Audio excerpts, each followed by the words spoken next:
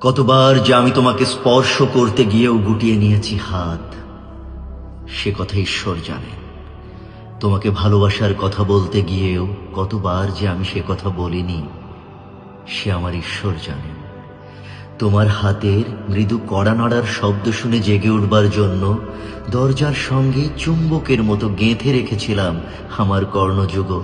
তুমি এসে আমাকে ডেকে বলবে, এই ওঠো, ওঠো, আমি আমি আর আমি এ কি শুনলাম? এমত উল্লাসে নিজেকে নিক্ষেপ করব তোমার উদ্দেশ্যে। কতবার যে এরকম একটি দৃশ্যের কথা আমি মনে মনে কল্পনা করেছিলাম, সে কথা আমার ঈশ্বর জানে। আমার চুল পেকেছে তোমার জন্য, আমার গায়ে জ্বর এসেছে তোমার জন্য। আমার ঈশ্বর জানেন আমার মৃত্যু হবে তোমার জন্য।